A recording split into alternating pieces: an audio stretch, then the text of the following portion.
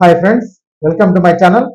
తెలంగాణ రాష్ట్రంలో పెండింగ్ లో ఉన్న ఫీజు రియంబర్స్మెంట్ మరియు స్కాలర్షిప్ బకాయిలను ప్రభుత్వం వెంటనే విడుదల చేయాలని డిమాండ్ చేస్తూ ఏబీవీపీ జూలై 14న రాష్ట్ర వ్యాప్త కళాశాలల బంద్కు పిలుపునిచ్చింది.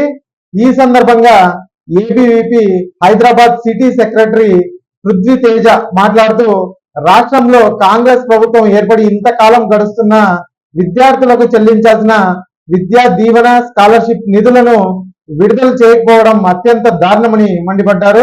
ఇక ప్రభుత్వ నిర్లక్ష్యం వల్ల లక్షలాది మంది పేద మధ్య తరగతి విద్యార్థులు పై చదువులు చదవలేక సర్టిఫికెట్లు చేతికి రాక తీవ్ర ఇబ్బందులు ఎదుర్కొంటున్నారని ఆయన ఆవేదన వ్యక్తం చేశారు.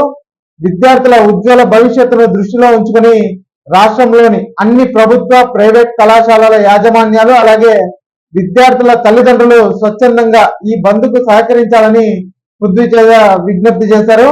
ఇప్పటికైనా ముఖ్యమంత్రి విద్యాశాఖ అధికారులు స్పందించి తక్షణమే బకాయిలు విడుదలకు నిధులు కేటాయించాలని డిమాండ్ చేశారండి. ఇక ఈ వీడియో నచ్చినట్లయితే ఒక లైక్ చేయండి, అలాగే మా ఛానల్ ను సబ్స్క్రైబ్ చేసుకోండి. Thanks for watching.